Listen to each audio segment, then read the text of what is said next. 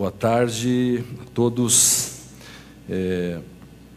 Quero primeiro cumprimentar o professor Ingo pela brilhante palestra, foi uma das melhores, foi muito bom. Essas questões provocativas são fundamentais e, como disseste, nós somos ortodoxos, conservadores com relação à Constituição, né? Eu sou tão conservador que eu não uso nem desodorante, eu uso pomada minâncora. Coisa antiga isso. Quero saudar... Por isso você tem longe dele. Quero saudar a professora Júlia, estando de novo aqui juntos. Saudar o Paulo Branco, falo hoje do Paulo Branco. Ingo também, você está citado no meu artigo do Conjuro hoje. Gilmar, Ingo, Paulo. Tem que olhar então, hein? Se lê na coluna hoje do Conjuro, que chama Triste Fim da Ciência Jurídica no Brasil. É uma crítica que eu faço a uma discussão que se põe hoje em face de uma resolução do CNJ sobre concursos públicos. Quero saudar o André, o Pedro lá do Peru, o Jorge, nosso parceirão, né, lá de Natal, e me permitir saudar todos em nome do meu querido professor Jorge Miranda, professor de todos nós, meu professor, né, com ele estive quase um ano em Lisboa, trabalhando, enfim, e o professor Jorge Miranda é uma referência, um orgulho a todos nós. Então eu permito saudar a todos pelo meu professor, pelo nosso professor. Essa conferência trata das perspectivas de direito, enfim, principalmente nessa época que nós podemos dizer que vivemos AM/DM, antes do mensalão e depois do mensalão. Claro. Não há dúvida de que tem a ver isso sim, porque eu acho que o direito não será diferente no Brasil, para o bem e para o mal, depois do mensalão. A dogmática jurídica, os pressupostos do direito brasileiro não estavam preparados para uma discussão desse nível, que imbricou uma série de questões teóricas, políticas, o imaginário social. Todas essas questões não foram devidamente calculadas. E a gente vê como que alguns advogados foram surpreendidos pela pororoca dos fatos, a pororoca jurídica, constitucional, enfim. Acho que os alunos têm que começar a estudar mais, os alunos têm que estudar a fazer prova, os professores têm que ensinar a como se faz prova, e há um novo que vem aí, há algo mais no ar do que os desconfortáveis aviões da Gol e da TAM, da Webjet, enfim, há algo muito mais no ar, e nós temos que estar preparados para isso. Sobre isso eu quero falar um pouco hoje, né? Algumas questões inexoravelmente serão repetidas, porque quem faz 30 conferências por ano, se a temática é essa, inexoravelmente se repete alguma coisa. Eu tenho uma anedota que eu conto há muitos anos, que eu estou nesse ramo há muitos anos também, que é do Einstein, né? Que o Einstein passava de cidade em cidade contando a sua teoria da relatividade. Não havia internet, nada disso. Então ninguém sabia nem como era a cara do Einstein. Então não se conhecia o Einstein. E um dia ele estava muito cansado e disse que estava contristado, fatigado, estava difícil de fazer a conferência da noite, e o seu motorista, que escutava tudo e sempre, disse: professor, quem sabe, eu já sei toda a sua teoria de cor, deixa que eu conto hoje, o senhor descansa. Ele disse: não tem problema. Chegou lá, o Einstein foi para o fundo, botou o boné do motorista aqui e tirou uma pestana, e o motorista brilhou. Contou toda a teoria da relatividade, arrasou, foi aplaudido de pé. Quando terminou, perguntas, levantou um gaiato e faz uma pergunta arrasadora. O motorista não perdeu a fleuma, disse: essa pergunta é tão simples que até o meu motorista sabe responder. Então, hoje estou aqui falando sobre algumas questões, serão meio da teoria da relatividade que eu repito há vários dias. O direito nasce a partir de dilemas, quando nós discutimos hoje a questão da jurisdição constitucional, enfim, a primeira coisa que nós falamos é sempre homenageando Friedrich Miller e tantos autores que vão trabalhar a questão texto e norma. Mas essa questão é antiga, Antígona, esses dilemas já estavam Antígona. Antígona sabia antes de que todos nós, ela sabia que o direito dela não cabia na lei. Ou seja, a relação entre direito e lei, entre nomos, a lei, ethos, o direito e a sua objeção de consciência, era uma questão que era distinta. Então, Antígona sabia que o direito dela não cabia na lei. Então, essa relação direito e lei é muito anterior e, portanto, já ali se coloca a discussão texto e lei, lei e direito, texto e norma, e a questão da interpretação. E essa é uma questão que é importante, que nós falamos hoje, quando, por exemplo, o Tribunal Constitucional da Alemanha, Ingo, dá essas discussões, essa decisão sobre o mínimo existencial, que vai falar da prognose, e que é uma responsabilidade do próprio legislativo. Nós não fazemos prognose. Por exemplo, o Brasil quer aumentar, por exemplo, a pena do crime de tráfico de entorpecentes, era 3 para 15, passa de 5 para 15. Aumenta a pena mínima. E ao mesmo tempo vem um gaiato lá, põe um parágrafo e diz: o primeiro tráfico pode dar um desconto de pena de 2/3. Logo a pena vira 1 ano e 8 meses. Não tem sentido nenhum, não tem nenhuma prognose, uma lei de conveniência, uma lei que seria inconstitucional pelo simples fato de que não teve prognose. Porque você não pode aumentar uma pena sem justificar para a população de que assim como está não dá e portanto eu preciso aumentar, e assim por diante. Essa é uma questão que nós temos que ter, não só, como diz bem o Dworkin, a integridade e a coerência não tem que estar apenas no judiciário, mas também no legislador. E é tão importante que o Tribunal Constitucional agora diz o limite dos aportes para a União Europeia.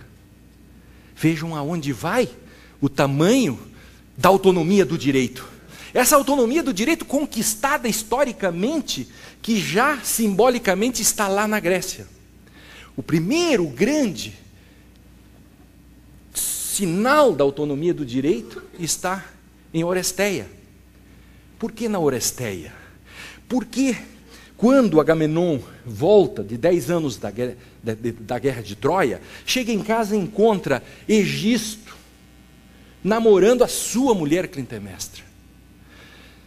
Os dois, Egisto e Clitemnestra, matam Agamenon.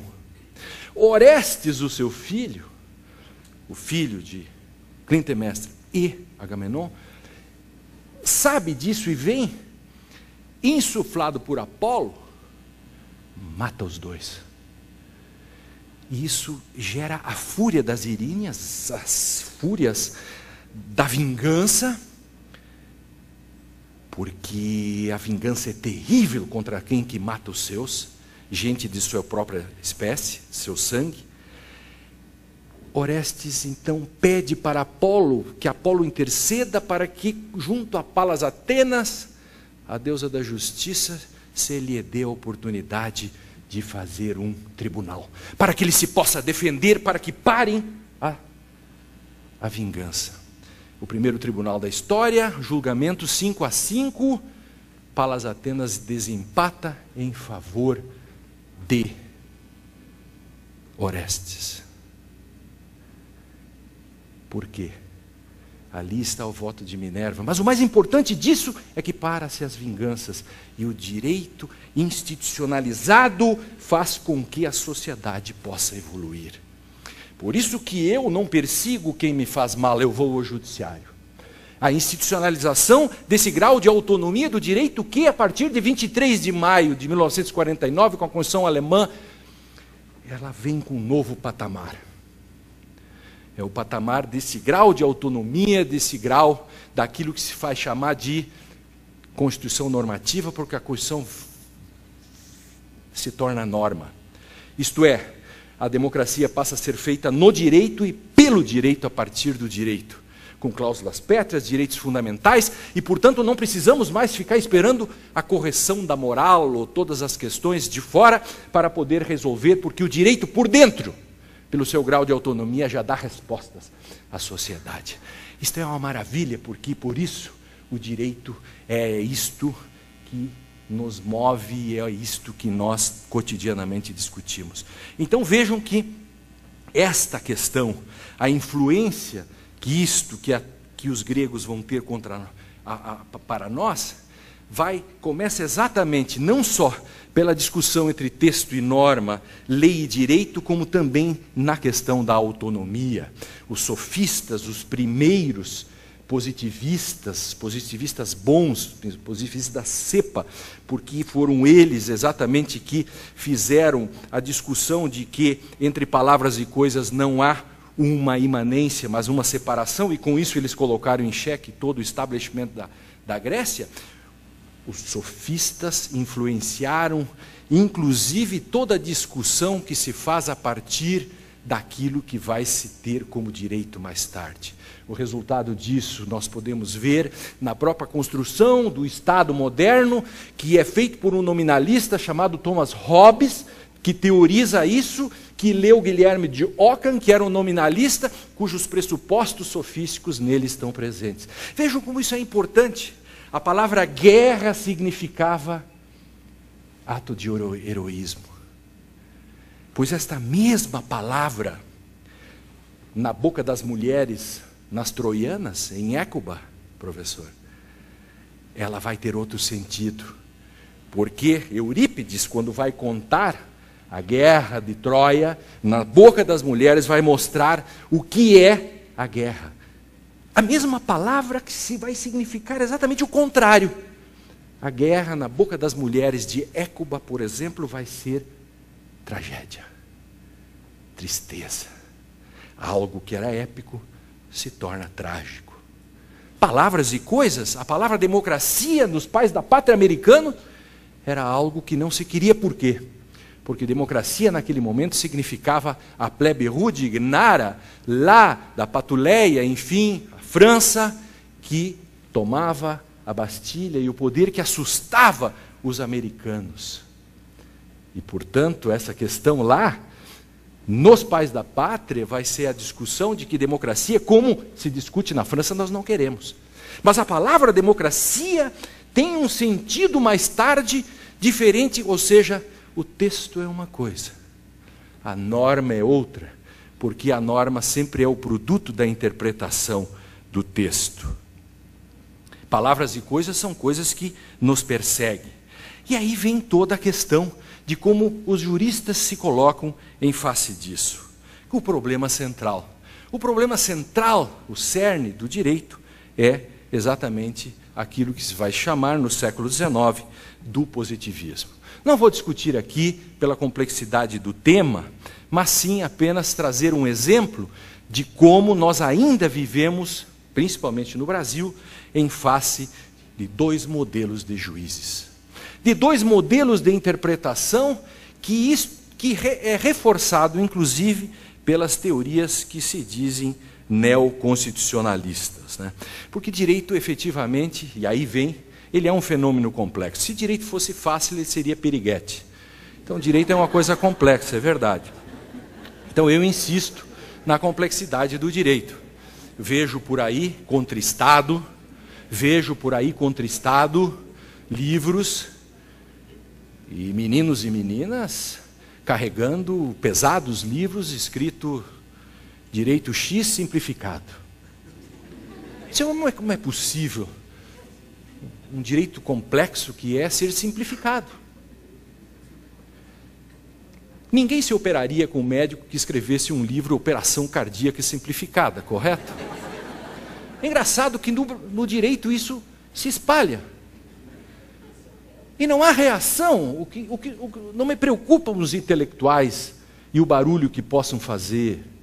O que me preocupa é o silêncio dos bons, no sentido de que nada fazem com relação a essa questão que se espalha como uma praga contemporânea, isto é, esse modo de mediocritização do ensino jurídico, enfim, e até mesmo dos acórdãos e tribunais, porque há acórdãos com literatura de terceira, quarta, quinta categoria, acórdãos que estão assentados na mais rasa literatura, por vezes, como dizia Nelson Rodrigues, que uma formiga atravessaria este mar tão profundo que ficaria com água pelos tornozelos.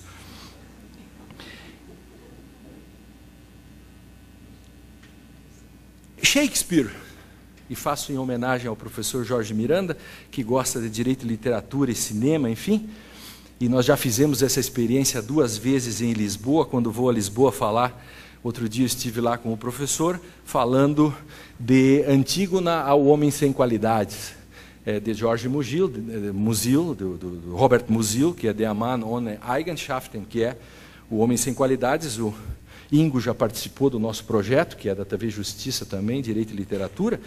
E Shakespeare é importante para que se entenda um pouco do direito. Ele gostava muito do direito. E eu tenho sempre mais facilidade de estudar algumas questões via literatura do que via direito mesmo. O Simon Blackburn, esse grande filósofo de Harvard, esses dias esteve em Porto Alegre, e ele disse que aprendeu a filosofar através dos clássicos da literatura. E a literatura brasileira foi que explicou o Brasil antes dos sociólogos, dos politólogos e dos cientistas sociais. Eu posso dar uma lista aqui de grandes livros já analisados por nós em Direito e Literatura, que está à disposição no site www.unicinos.br/Direito e Literatura, tudo junto, ou na própria TV Justiça, que mostram que, antes de todos, os literatos ajudaram a explicar o Brasil. Pois eu acho que o direito também pode ser explicado, e eu conto aqui agora uma peça de Shakespeare que dá para explicar um pouco os 2 modelos que nós estamos presentes de juízes. Isto é, nós todos os dias, nos tribunais brasileiros e nos fóruns, nós deparamos. Por vezes o juiz é um escravo da lei, em que ele diz, não posso fazer nada porque a lei diz isso. E, de repente, quando interessa, ele diz, essa lei aqui não tem muita importância, eu vou fazer outra interpretação. Num dado momento, o STJ diz que insignificância é R$ 3.286. Em outro julgamento, R$ 84 não é. Afinal, o que é insignificância? Essa palavra é tão insignificante. O que é hipossuficiente no Brasil? Todo mundo, aliás, no Brasil, todo mundo briga pelos hipossuficientes, né? Já não há mais hipossuficientes sobrando. Todo mundo atrás dos hipossuficientes. Cada um sai correndo atrás dos hipossuficientes, né? É verdade.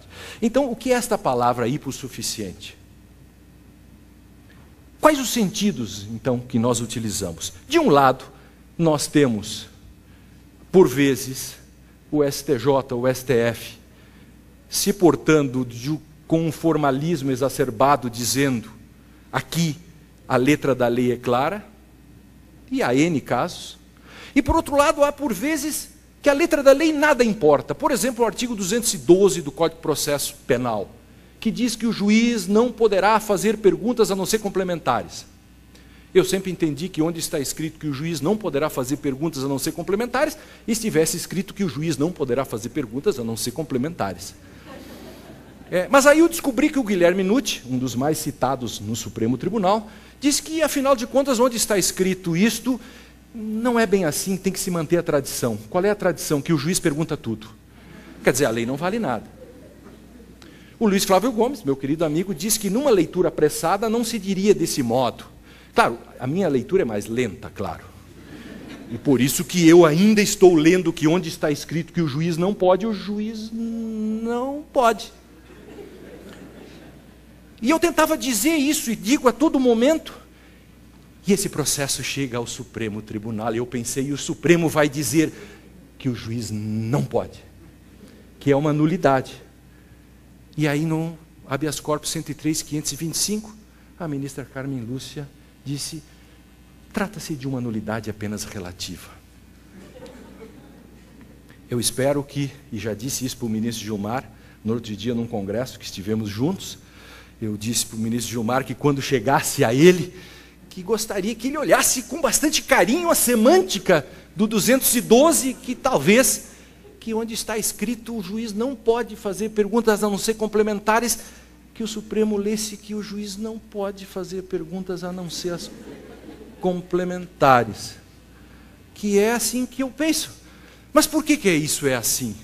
Porque nós não entendemos ainda, Paulo, a virada do século XIX para o século XX com aquilo que nós temos hoje no século XXI. Eu explico, e Shakespeare fez isso em 1604. Em Medida por Medida, Shakespeare foi genial, como sempre, mas nessa especialmente, em que ele vai mostrar, de um lado, um modelo de juiz e do outro modelo de juiz. Lá está o Duque, e eu estou contando isso agora porque vem a calhar, porque o Duque Vivâncio, ele vê aquela Viena toda cheia de corrupção, tinha mensalão, tinha negócio de fraude à licitação, proxenetagem, tinha bastante coisa. Não sei se era bem esse nome, mas essa coisa não muda, a não ser o nome durante a história. Mas ele não queria se desgastar com isso. Ele disse, não sei do que está acontecendo, e sai. Aí vai para a Polônia e deixa no seu lugar Ângelo. Ângelo, um sujeito que é um poço de virtude, com esse nome até eu. Alguns nomes são muito bonitos. Por exemplo, Wolfgang. Né? O Jorge sempre disse que com esse nome iria mais longe ainda, né? Wolfgang. Ângelo. Né? Se as palavras refletissem a essência dos nomes, se a água pingasse e a palavra borboleta voasse, Ângelo seria um anjo. De todo modo, como as palavras não refletem a essência das coisas, né? Portanto, Platão não tinha razão e a concepção realista das palavras não existe mais, portanto, a palavra bomba não explode, eu apenas posso estar contando alguma coisa que está acontecendo, mas não vou contar. Enfim, Ângelo é posto, então, para cuidar da cidade. E a primeira coisa que Ângelo faz é aplicar a primeira lei que lhe vem na cabeça, também não se sabe por quê, Freud ainda não tinha nascido, que é a lei da fornicação. Fornicou antes do casamento, pena de morte. Cláudio, um jovem garboso, né, fazia academia e tal, mas Cláudio não estudava, porque o cara que fica desse tamanho não pode ser um intelectual. Então, Cláudio fez a escolha, ele foi ser forte. Então, portanto, não há intelectual bronzeado. Não. Isso também não tem nada a ver com a história. Mas o Cláudio fornica com sua bela namorada, chamada Mariana. E, preso pelas forças de Ângelo, levado à presença dele, incontinente, Ângelo aplica-lhe a pena de morte. Esperando a vez de ir ao cadafalso, Cláudio recebe a visita de sua irmã, a bela Isabela, recém-noviciada, e lhe pede para que interceda junto a Ângelo, porque afinal Jesus também perdoou, ele um jovem garboso, enfim, atleta, fisiculturista, enfim, estava apaixonado apenas, e por que ser condenado por uma lei que apenas dormitava? Uma lei que já há tempo não era posta em execução, e Isabela atende-lhe o pedido, vai até Ângelo e pergunta, e pede por ele, peticiona, roga, faz sustentação oral, enfim. E ele diz, não posso fazer nada porque não fui eu que condenei o seu irmão. Foi a lei, e eu sou um escravo da lei. E ela insiste, e ele repete, e ela vai embora. No dia seguinte, ela volta, pede de novo e diz... E ele responde, já lhe disse, não fui eu que condenei seu irmão, foi a lei, eu sou um escravo da lei. Mas enquanto olha para ela e fala, a concupiscência toma conta do seu ser, e debaixo daquelas vestes de noviça, percebe que há ali um belo bípede. E enquanto diz aquilo, não fui eu que condenei, foi a lei, eu sou um escravo da lei, mas se você fizer amor comigo, eu solto seu irmão. Qual é o pior, o Ângelo I ou o Ângelo II? Um é o Ângelo do século XIX, embora tenha sido escrito em 1604, é o Ângelo em que texto e norma é a mesma coisa. é o ângulo do exegetismo. Eu explico isso na página 31 do Verdade e Consenso, fazendo propaganda aqui, evidentemente,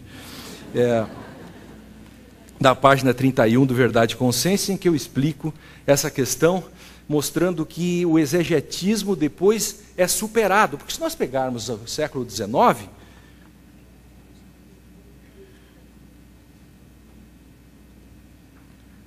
falando há 24 minutos, vamos lá. No século XIX, é o século em que, na França, você tem a proibição de interpretar. É um direito feito pelos legisladores. Na Alemanha, as pandectas, que é um direito feito pelos professores aristocratas, etc., que é a Begriffsjurisprudência, que é a jurisprudência dos conceitos. E na Inglaterra nós temos a jurisprudência analítica, enfim, que todos eles têm uma perspectiva, a dureza da interpretação e a proibição de se interpretar. Pois isto vai gerando fenômenos dialéticos que fazem com que na França a escola do direito livre de quê? Livre da lei. Há interesse em jurisprudência que é a partir do segundo Hering, depois Philippe Heck vai fazer a superação da jurisprudência dos conceitos, e aí começa a sair da razão para o juiz. O juiz começa a ter força, não somente a partir de Oscar von Billow, 1868, com o famoso discurso da recepção do direito romano e da sua perspectiva de que os juízes devem fazê-lo, e toda essa discussão do século XIX da Alemanha. O juiz se torna forte na França, em vários lugares, e o realismo jurídico nos Estados Unidos e Inglaterra, como um contraponto à dureza do positivismo exegético do século XIX. Então, o ângulo 1 é o ângulo do século XIX, o ângulo da proibição de interpretar, do escravo da lei. Mas o ângulo 2 é o dono da lei, aquele que não tem nada a fazer ao accountability, por exemplo, a prestação de contas, que é a perspectiva de se adonar da lei, isto é, de alguém que é uma espécie de escola de direito livre. E essa perspectiva se encaixa no Brasil, na medida em que setores do neoconstitucionalismo brasileiro acharam que simplesmente para superar o velho modelo positivista exegético, bastava apostar na discricionariedade, bastava apostar no ativismo, bastava apostar nas posturas voluntaristas, e, portanto, você deslocava do legislador na sua plenipotenciariedade, e você desloca isso para quem? Para o intérprete. O grande problema é saber qual é a legitimidade desse intérprete para, numa sociedade democrática em que se faz a lei a partir do parlamento, você deslocar todas essas questões para os tribunais ou para um juiz.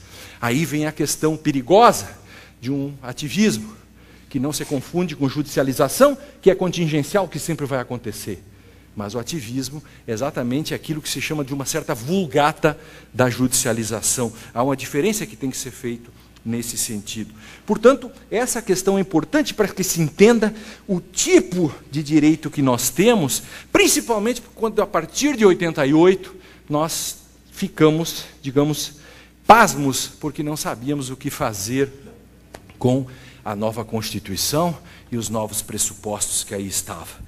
Eu fiz uma investigação sobre isso, e nas primeiras 30, 40 páginas do Verdade e Consenso eu falo das 3 recepções equivocadas no direito brasileiro.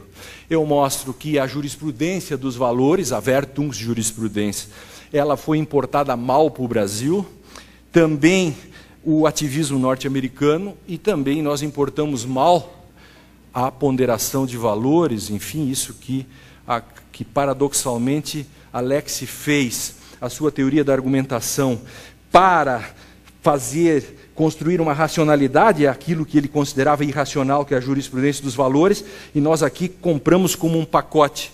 Pegamos o voluntarismo da jurisprudência dos valores e pegamos Alex como se ele fosse um voluntarista, e aí começamos a fazer ponderação, pegando de um lado um princípio, pegando o outro, sopesando, e aí a palavra mágica Abwägung, que é sopesamento. Portanto, aí nós temos uma espécie de pedra filosofal da interpretação. Tudo isso gerou um caos interpretativo, que acabou gerando também, darwinianamente, uma espécie de adaptação. O sistema respondeu fortemente, com repercussão geral, súmulas vinculantes, etc. São tudo respostas que o próprio sistema deu a uma espécie de voluntarismo sem controle, de uma espécie de Ângelo II que tomou conta da interpretação no Brasil. Então essas três, claro que eu não posso desenvolvê-las aqui, as três recepções, mas quem tem o Verdade e Consenso pode fazer esse exame. Eu faço num outro livro que eu escrevi com Luigi Ferrajoli agora, um debate com Luigi Ferrajoli, que nós exatamente fizemos as grandes discussões sobre aquilo que se estabelece hoje na relação regra-princípio e naquilo que se estabelece hoje, naquilo que se chama de panprincipiologismo, isto é, o uso abusivo dos princípios num país como o Brasil. E, portanto, esse debate está num livro chamado Garantismo, Hermenêutica e Neoconstitucionalismo, numa perspectiva importante de debate em face dessa questão. Mas o que eu queria dizer, para além dessas três recepções, o que está por trás de tudo isso? O problema da compreensão do papel do constitucionalismo. Quer dizer, o assim denominado neoconstitucionalismo no Brasil, eu, nos meus escritos, troquei o nome, eu usava neoconstitucionalismo sempre com a nota de rodapé, dizendo o que eu entendo por neoconstitucionalismo não é a mesma coisa que Carbonell e tantos outros entendem. O meu neoconstitucionalismo não admite discricionariedades judiciais, etc., pela perspectiva da hermenêutica que eu trabalho. Como com o tempo eu achei que não adiantava fazer simplesmente uma nota, eu troquei o nome e agora, portanto, eu não uso mais neoconstitucionalismo, mas uso constitucionalismo contemporâneo com letra maiúscula. E exatamente o neoconstitucionalismo, do modo como foi trazido para cá, acabou aumentando o protagonismo judicial e os diversos tipos de ativismo. Se nós olharmos hoje o projeto do novo Código de Processo Civil, ele é extremamente protagonista. Escrevi um artigo na terça no Conjur falando da juristocracia que está se formando perigosamente com o projeto do Código de Processo Civil. Isto é, por exemplo, você não tem mais capítulo de cautelares praticamente, tudo isto passa pela discricionariedade do juiz. Isso para dizer o menos, sem falar no livre convencimento e todas as questões fortíssimas que estão dentro desse código. Ou seja, nós estamos apostando como aquilo que... E aí nós não sabemos ler a história. Aquilo que o pai da ciência processual, Oscar von Billow, dizia naquele momento histórico, e depois o socialismo processual com Menger e Klein, que vieram na sequência, falaram, nós não compreendemos isso e atravessamos a história, chegamos em 2011 e utilizamos a mesma forma de protagonismo solipsista, que é o caso, por exemplo, da ideia que Oscar von Billow tinha. Eu sei que está um pouco complicado isso, mas como disse, direito não é periguete. É bem complexo, né? E, portanto, como eu não escrevo de forma simplificada, obviamente que algumas dessas questões eu peço perdão, mas elas não podem ser ditas de outro modo. Porque é necessário, para conseguir chegar nisso que eu vou dizer agora, nós, nesses 25 anos, que estamos chegando a 25 anos, nós não conseguimos ainda adequadamente construir uma nova teoria das fontes, uma nova teoria da norma, uma nova teoria da interpretação, ou uma nova teoria da decisão. Ou, refazendo a frase, para não parecer pedante, não conseguimos fazer uma teoria adequada das fontes, uma adequada teoria da norma, uma adequada teoria da interpretação e uma adequada teoria da decisão. Para não falar todo o tempo de que algo é novo, porque isso é muito complexo. Uma nova teoria das normas, das fontes, aparece-nos simplesmente a qualquer instante. Basta nós vermos que no Brasil uma portaria vale mais do que a Constituição. Qualquer um sabe disso, e principalmente quem trabalha no setor público sabe disso, que qualquer instrução normativa, ao invés de nós discutirmos a sua constitucionalidade, que por vezes o porteiro do Supremo a derrubaria, os burocratas ficam discutindo a partir da semântica daquilo que está escrito ali. E às vezes da interpretação, e aí, como disse o método papagaio, né? E ficam fazendo esse tipo de coisa. Há poucos dias, uma portaria fantástica, a portaria 75, do ministro da Fazenda. Eu achei fabuloso, porque o ministro da Fazenda disse que que os advogados da União estavam proibidos de cobrar dívidas acima de R$20 mil. Das dívidas, quer dizer, num país como o nosso, que está sobrando dinheiro, dívidas até R$20 mil não devem ser cobradas. E a proibição sai por portaria. Eu acho fantástico. Uma portaria que eu acho que o motorista do ministro do Supremo, presidente, ele despacharia nas costas do Procurador-Geral da República, se quisesse ir até lá para levar a inconstitucionalidade dessa portaria. Por exemplo, qual é a prognose dessa portaria? Como? E mais, uma portaria em face da lei da própria Advocacia da União, a Constituição, isso é um welfare, o Estado Social. A questão é saber, o Brasil pode abrir mão de cobranças de até 20 mil reais? Para ter uma ideia, o Brasil tem 86 bilhões de créditos para cobrar agora, de sonegações e outros. Fora todas as dívidas até 20 mil. Como somos ricos, as de 20 mil nós não precisamos, claro. Estou só dizendo isso para dizer que eu posso a todo momento pegar exemplos de legislação que em face à Constituição viraria pó. Mas nós não fazemos aquilo que é texto e norma, isto é, nós não fazemos uma filtragem hermenêutico-constitucional. Portanto, não fizemos uma adequada teoria das fontes. Também não fizemos uma nova teoria da norma, uma adequada teoria da norma, isto é, nós continuamos fortemente arraigados ao problema da relação regra-princípio, como se princípios e regras fossem distintos estruturalmente. Ou seja, como se princípios pudessem ser aplicados separadamente de regras e vice-versa. E como se também nós pudéssemos inventar princípios a todo momento. Então, isso faz com que surja uma coisa no Brasil chamada panprincipiologismo, né? Que é uma coisa perigosíssima, que é uma fábrica desmesurada de princípios, que é uma bolha especulativa que pode gerar uma espécie de subprime da hermenêutica do Brasil. Por exemplo, o que é o princípio da afetividade? Porque o que eu quero dizer é uma coisa muito simples, quem trabalha em pós-graduação. Deve haver no Brasil 3.000 dissertações de mestrado, 1.500 teses de doutorado, todas elas dizendo que princípios são normas. Ora, se o direito é um sistema de regras e princípios, e que ambos são normas, portanto, regras e princípios, como é possível que eu construa princípios que eu não possa ter normatividade?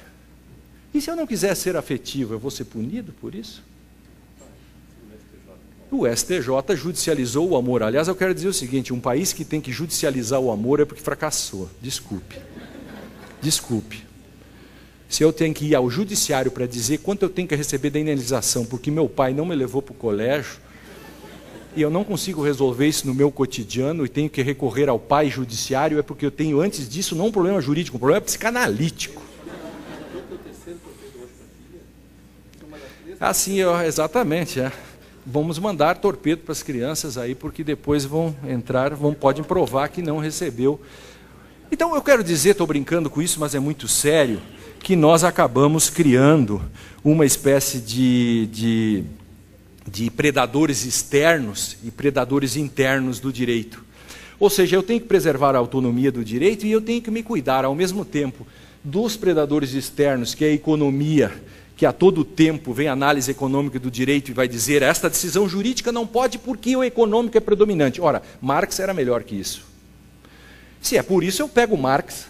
Marx dizia que o econômico é o predominante. Por que eu preciso hoje ver a análise econômica do direito para me dizer que a economia vale mais que o direito? Mas como eu sou um ortodoxo, eu sou daqueles que acreditam nesse grau de autonomia do direito, que eu acho que a economia não pode predar o direito no modo como se quer. Também a política, que a todo tempo é predador do direito. E também a moral. Quando nós não gostamos de alguma coisa, a gente vai lá e corre e busca a questão da moral. Vejam que nós hoje temos que ensinar as pessoas a não votar em corruptos. Porque como a gente não sabe disso, a gente tem que pedir para o Supremo dizer para nós que você não pode votar num corrupto. Porque você é um imbecil, você é um incompetente, um incauto, um 26 caput. E, portanto, você precisa ser tutelado e tem que dizer que, efetivamente, você não deve votar num corrupto. Porque aí vem... Mas por quê? Porque a gente quer corrigir o direito via moral. A gente adora moralizar o direito. Quando o direito não está como a gente quer, a gente diz, mas isso não é justo, enfim. E aí a gente começa a inventar princípios. Aí começam... Eu eu fiz um elenco, tem mais de 200 princípios, eu vou ler apenas alguns, que não tem a mínima normatividade. Se você substituir a maioria desses princípios por Kanglingon, que é uma palavra qualquer, não muda nada na sua vida. Se tudo isso que nós fizemos até hoje, nas universidades, dizendo que princípios são normas, então, portanto, os princípios são deontológicos. Então, se os princípios são deontológicos, eles atuam no código lícito e ilícito. Portanto, eles são normas. Ah, mas os princípios são simplesmente teleológicos. Bom, se eles são teleológicos, eles não têm normatividade. Logo, eles não valem no sentido de modificar a lei ou a Constituição. Essa é uma questão de saber quem está certo nesse aspecto, os que defendem os princípios com o seu lado teleológico ou simplesmente o seu lado deontológico, no seu sentido de código lícito e ilícito. Eu me coloco daqueles que princípios são normas, normas no sentido deontológico. Portanto, princípio da cooperação processual. E se eu não quiser cooperar? O que vão fazer? Princípio da felicidade. A Defensoria Pública do Rio de Janeiro fez uma questão maravilhosa. Um sujeito queria se transformar em lagarto. Havia um direito fundamental do sujeito se transformar em lagarto. Percebe? Aí perguntava, se o sujeito quer se transformar num lagarto, quer botar silicone para ficar e tatuagem para ficar com cara de... Ali a questão falava em anfíbio, lagarto não é anfíbio, enfim, mas não importa. É. Pois é, mas não foi com ordem judicial, né? Claro. Sabe o que os que responderam que o defensor devia correr o cara dali e internar ele? Somente acertaram aqueles concursandos que disseram que a defensoria deveria entrar com uma ação para que o Estado pagasse a operação porque ele tinha direito de ser feliz. Quando eu li isso, eu saí correndo para o supermercado estocar comida.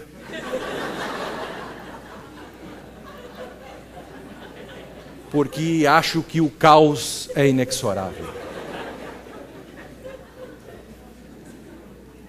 Não podemos brincar com o direito. Direito é coisa séria. Direito é algo, e quando eu brinco, princípio não é um álibi teórico. Princípio é norma. E, portanto, não adianta ficar dizendo. Isso é nada mais do que uma correção moral de segunda categoria que se faz ao direito. Poderia fazer aqui uma lista de princípios, não vou fazê-lo por fase do tempo, porque todos eles, os quase 200, eu analiso um por um e faço a crítica no Verdade e Consciência, exatamente mostrando, inclusive os julgados que invocam esses princípios e como não deveriam ter sido invocados tais princípios, até porque eu poderia resolver todas essas questões de outro modo, dentro do direito. Outro problema, que nós não conseguimos construir uma nova teoria das fontes, teoria da norma, são, por exemplo, os embargos declaratórios. Eu falava hoje para o Luiz, o menino Luiz Rosenfeld, que é estagiário lá do gabinete do Gilmar, que está fazendo, sob a supervisão do professor Ingo Wolfgang Sarlet, um TCC, e está trabalhando exatamente essas coisas. E eu dizia, e ele falava sobre princípios, eu brincava com ele sobre normatividade, e falava sobre, por exemplo, a questão dos direitos fundamentais, como que um embargo declaratório viola direitos fundamentais. Porque se a Constituição diz que todas as decisões devem ser fundamentadas, e a fundamentação, segundo doutrina internacional e a própria jurisprudência dos tribunais, do Tribunal de Direitos Humanos da Europa, é um direito fundamental, se eu dou como juiz uma decisão da qual cabe embargos, eu dei uma decisão nula, logo eu violei os direitos fundamentais da pessoa que tem direito a uma sentença fundamentada de acordo com a Constituição, cuja obrigação de fundamentar é um direito fundamental.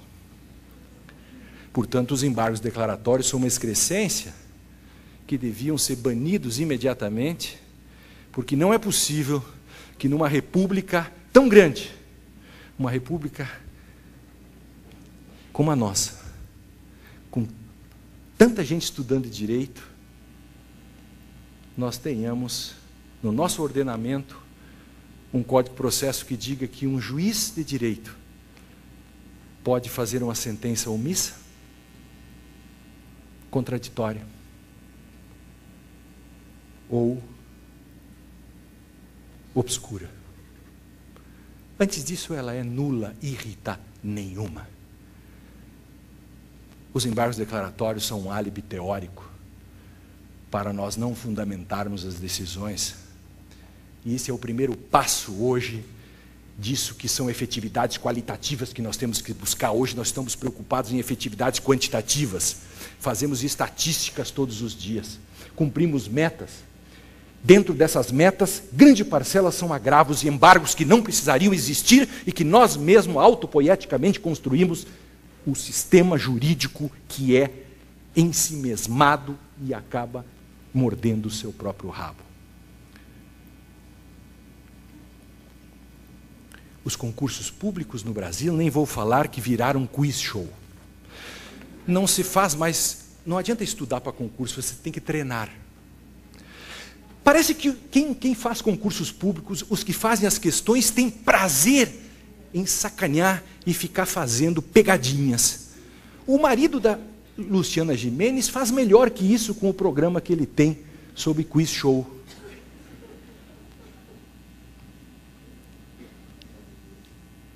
E o CNJ agora disse pela resolução 75 que vai ter filosofia e sociologia nos concursos públicos. A coluna de hoje eu falo de um livro que pretende mostrar para os futuros juízes o que é direito, o que é filosofia, o que é sociologia. Leiam a coluna do Conjur de hoje e verão, como diz o meu querido professor Leonel Severo Rocha, toda a vida eu lutei para colocar filosofia e sociologia nos concursos públicos. Depois de ler esse livro, serei o primeiro a lutar contra. Palavras do professor Leonel Severo Rocha, aluno de Lefort, um dos mais eruditos teóricos lumanianos do direito do Brasil. Não conseguimos também construir uma nova teoria da interpretação. Eu falei de fontes, falei de normas, falo agora de interpretação. O que se diz por aí? Se diz por aí é aquilo que eu falava do texto igual a norma, a lei igual a direito, que é uma questão tradicional, que é a questão mais formalista do mundo, que no fundo é uma repetição do mito do dado, da ontologia clássica. Os juristas gostam muito de ontologizar as coisas. Primeiro faz coisas e depois tira o sentido. Porque se nós fizermos um esforço histórico, eu sei que isso é bastante complicado, mas pelo menos é bonito. Veja só, você tem a metafísica. Primeiro os sentidos estavam nas coisas, e portanto elas tinham essência, e vinha alguém e tirava a essência e elas tinham sentido. Depois, a partir de Descartes, os sentidos passaram a estar na mente, na consciência, que é a famosa filosofia da consciência, né? E depois os sentidos passaram a estar na linguagem. Esse é um breve esforço histórico da história da filosofia feita em 5 segundos. Apenas quero dizer com isso que há uma fase em que nós coisificamos a fase da metafísica clássica e que os juristas acham, até hoje, que as coisas têm uma essência. Toda hora ficam falando em princípio da verdade real. O princípio da verdade real não resiste a 5 segundos de séria filosofia. E todos os dias nós falamos disso, mas não sabemos daquilo que estamos falando. Os juristas acham que coisa julgada parece ser uma senhora forte, né? Coisa julgada. Litisconsorte ativo é um cara magrinho, gel no cabelo. Litisconsorte passivo, a rapaziada fica largando umas piadinhas e coisa e tal. A palavra bomba não explode. A lei não contém suas hipóteses de aplicação. É uma ilusão achar que uma súmula prescreva de antemão as hipóteses aplicativas. Isso é metafísica. Isso é metafísica. Metafísica do direito. Então nós temos que saber hermenêutica e filosofia para não cair nessa esparrela. Então nós temos um tipo de modelo, e que pior que a gente mistura, porque a gente usa qual que mais nos interessa. Porque no segundo momento vem a outra história. Eu assisti uma conferência do uma vez do Inocêncio, que ele começa falando de uma coisa chamada assim, fatos não há, só há interpretações. Eu fico preocupado com isso, claro. Eu tenho certeza que só há interpretações porque há fatos. Entendeu? Se fatos não há, só há interpretações, eu posso negar até o Holocausto. Isso é uma questão nietzschiana. O relativismo. A primeira coisa que os juristas têm que combater é o relativismo. Relativismo. Quando o sujeito diz assim, não há verdades, tira o cara fora. Sabe por quê? Porque isso que ele acabou de dizer também não é verdadeiro. Claro. Evidente. Se todos que estão nessa sala são mentirosos, eu também estou na sala, logo eu disse uma mentira, o contrário da mentira é a verdade, e eu criei um paradoxo. Como é que eu saio do paradoxo? Eu saio da sala, já não tem sentido. Eu só posso fazer uma coisa. O conjunto dos enunciados aos quais eu me refiro, o meu não faz parte, mas aí eu criei uma linguagem lógica. Eu criei uma metalinguagem sobre a linguagem objeto. Kelsen fez isso para sair do atoleiro do dever ser, do ser, que é a questão da ciência, do direito. Por isso que Kelsen faz ciência do direito no sentido neutral e deixa para os juízes fazer aquilo que ele não chama de ciência, que é política jurídica. Só que no Brasil a gente acha que Kelsen é um exegeta. Colocamos ele no plano da exegese, como se ele fosse um positivista exegético. Ledo, Ivo, engano, homenageando o poeta Ledo Ivo. Então o que se faz? Eu sempre conto uma história, tipo Einstein, eu estava na Bahia, e aí, será que só uma aguinha para nós ali, por favor, Júlia? Só uma aguinha, só para... Estou seco aqui, o bico seco. Ah, está aqui, desculpa. É porque o que eu vou contar necessita de uma garrafa também, entendeu? Então, eu estava na Bahia e um menino, um jovem que tinha acabado de fazer mestrado, acho que eu contei a vez passada isso, mas não importa, o público é outro também, não sei.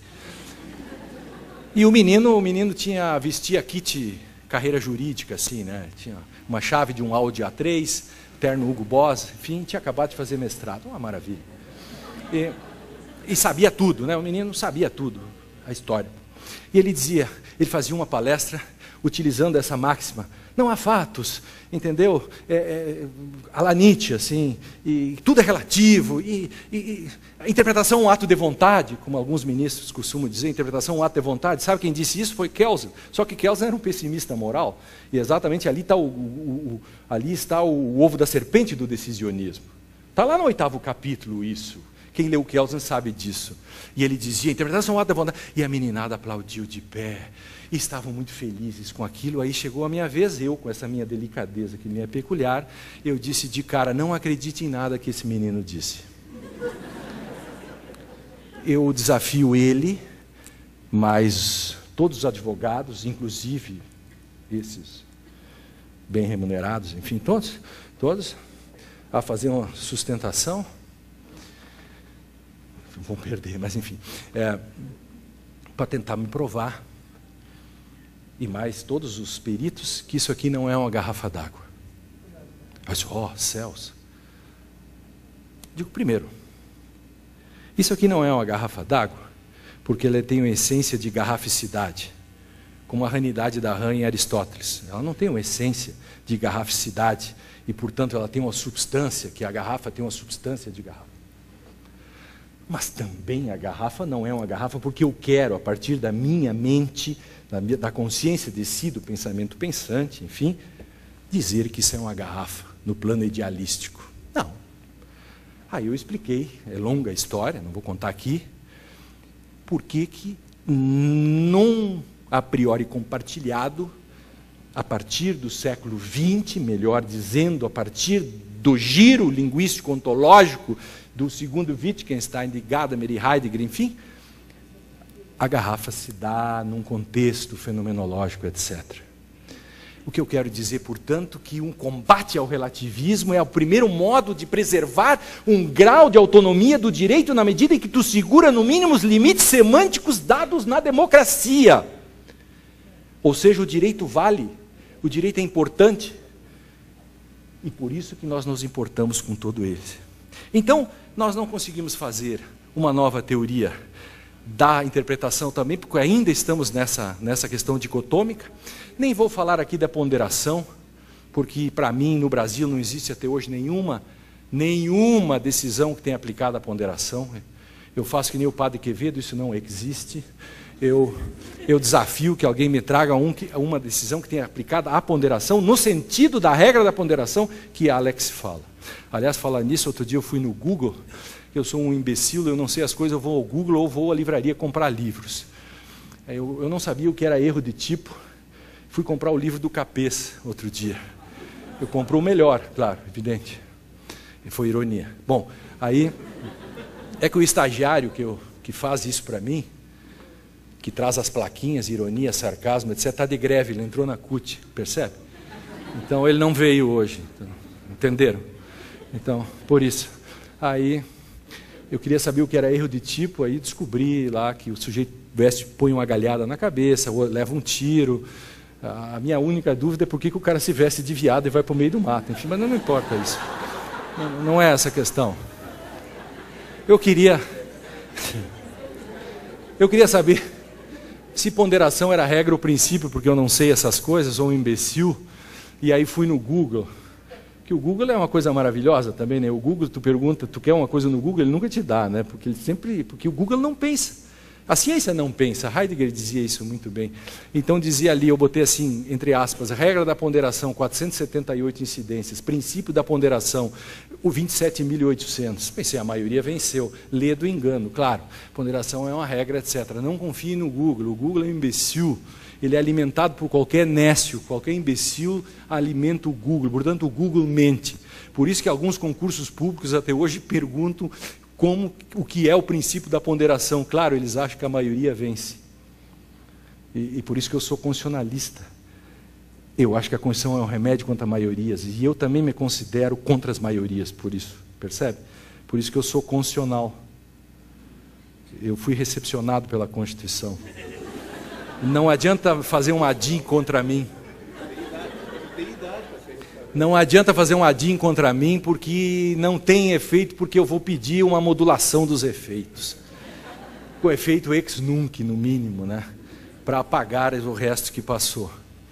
Enfim, em todos os casos, tem uma frase num banheiro em Buenos Aires, que é maravilhosa sobre essa questão das maiorias, né? Eu me permito contar, um pouco infame, mas que é só para aprender isso, né? Que diz que está escrito assim, comam mierda. 1.000 millones de moscas não podem estar equivocadas. Portanto, cuidado com as maiorias. O direito do segundo pós-guerra é uma garantia contra isso. É contra-russoniano. Estão entendendo? Nessa questão. Eu desenvolvi com o passar do tempo, nós não conseguimos construir uma nova teoria das fontes também, uma teoria das normas e tampouco uma teoria da interpretação. Estamos lutando por isso, eu reconheço todas aquelas lutas que já temos conseguido. É despiciando dizer isso, meus livros citam todos os meus reconhecimentos à comunidade jurídica brasileira e nem tenho tempo para contar isso agora. Apenas quero dizer que também não conseguimos construir uma nova teoria da decisão. Um menino juiz de direito de Santa Catarina publicou um livro agora chamado Um Debate da Teoria da Decisão de Lorenzetti, que é o presidente da Suprema Corte Argentina, com a minha teoria da decisão. Ele faz um debate sobre isso, mas o que me encanta no livro, o menino chama Fernando Luiz Vieira. O que me encanta no livro dele é o início. Eu estava na banca dele.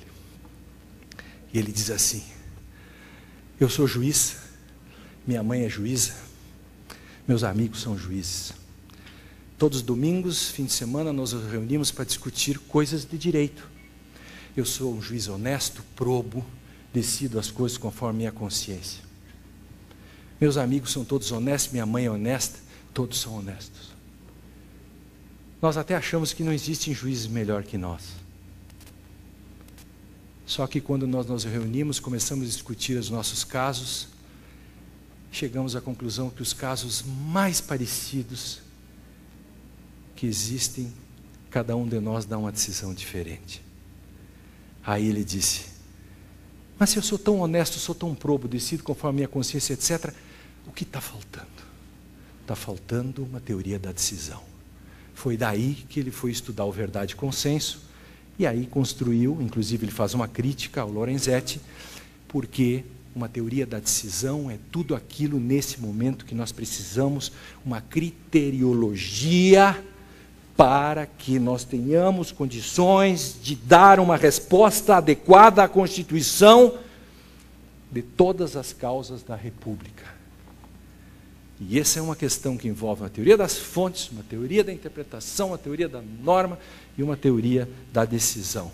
Aí são os meus 5 princípios, que é a preservação da autonomia do direito, as condições hermenêuticas para a realização do controle da interpretação, garantir o respeito à integridade e à coerência do direito, estabelecer que a fundamentação é um direito fundamental e é um dever de fundamentação, e que cada cidadão tenha a sua causa julgada a partir da Constituição e que haja condições para aferir que essa resposta está ou não constitucionalmente adequada. Há um direito fundamental, há uma resposta correta, adequada à Constituição. Para mim, o juiz só pode deixar de aplicar a Constituição em face de 6 hipóteses. Em face do tempo, não vou contar as 6 hipóteses, mas nos meus livros, e principalmente no Verdade Consciente, eu conto as hipóteses pelas quais um juiz pode deixar de aplicar. Fora disso, ele tem que se candidatar a deputado.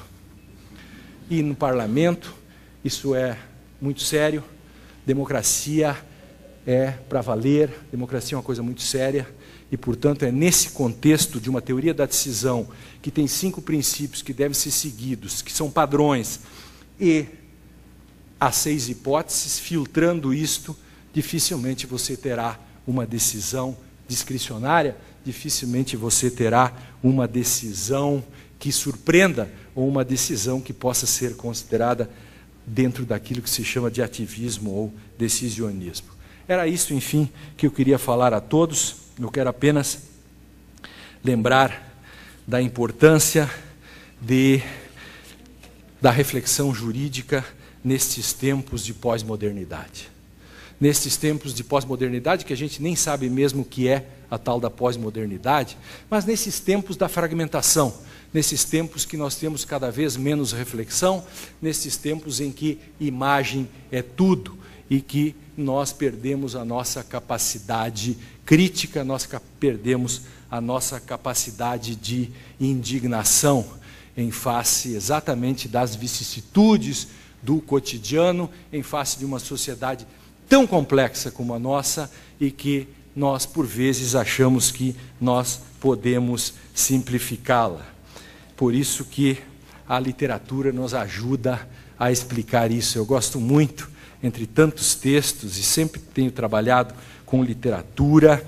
Eu gosto muito de Gabriel Garcia Marques, como gosto de Graciliano Ramos.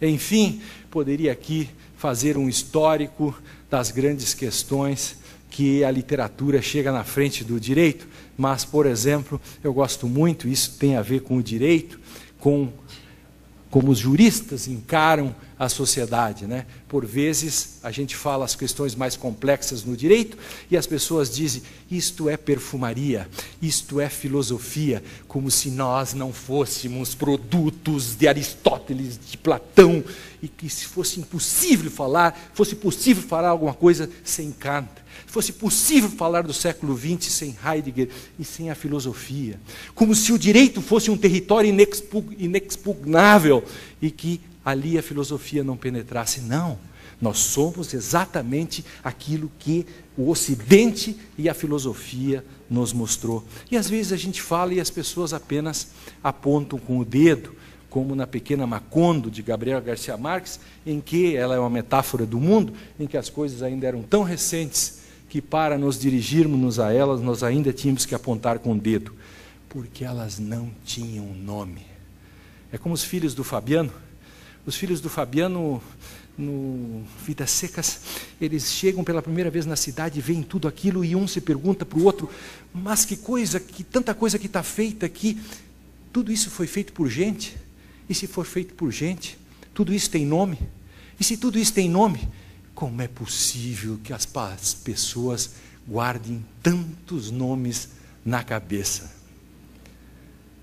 Pois o direito é exatamente esta possibilidade de nós demonstrarmos a cada dia que nós não precisamos mais apontar com o dedo, porque sim, nós já sabemos o nome daquilo que nos interessa. Muito obrigado.